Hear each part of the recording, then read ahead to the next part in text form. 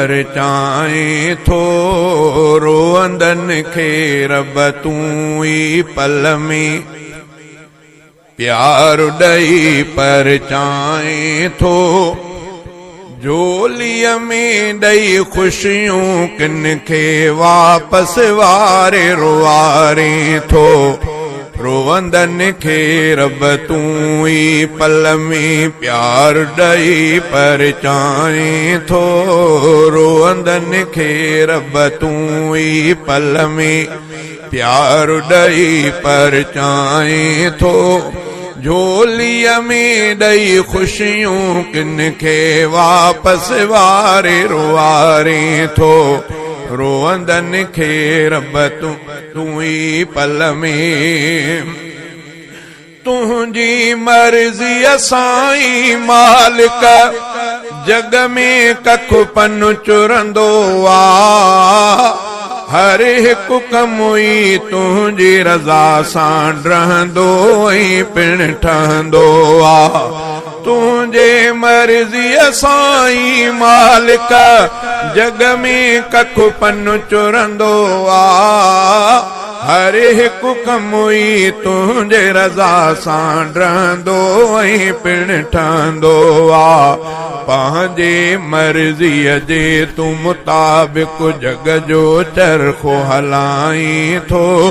झोलीअ में ॾई ख़ुशियूं किन खे वापसि वारे रुआरे थो।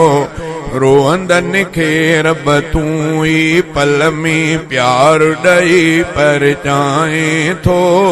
रोअंदन खे रब तूं ई पल में कंहिंखे बख़्शे बेकन बकरी कंहिंखे माया ॾे थो धणी। कंहिंखे बख़्शे बेकन बकरी कंहिंखे माया ॾे थो घणी। जेकी लिखियो क़िस्मत में तो सोई उनखे ॾे थो धणी।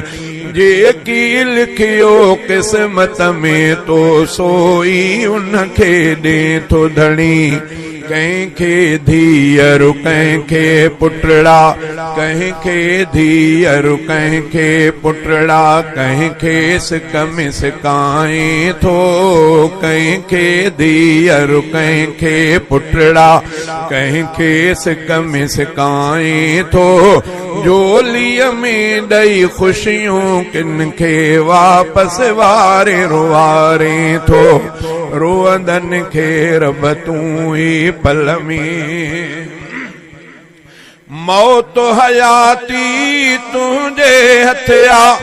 जंहिंखे जियारे मारे तूं कंहिंखे ॿोड़े सीर में साईं कंहिंखे समुंड मतारे तूं। मौत हयाती तुंहिंजे हथ आ।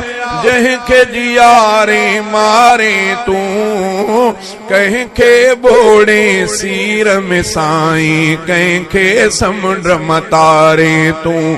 अमरई पंहिंजे सां तूं सभ खे पंहिंजे मागिर साईं थो। अमरई पंहिंजे सां तूं सभ खे पंहिंजे मागिर साईं थो। झोलीअ में ॾई ख़ुशियूं किन खे वापसि वारे रुआरे थो। रोअंदन खे रब तूं ई पल में प्यार ॾई परचाए थो। रोअंदन खे रब तूं ई पल में दर्द ॾई रब तूं ई परखे। पंहिंजनि बंदन खे थो सदा तुंहिंजी रज़ा ते राज़ी रहंदा।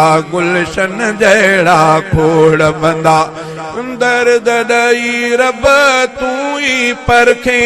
पंहिंजनि बंदन खे थो सदा तुंहिंजी रज़ा ते राज़ी रहंदा।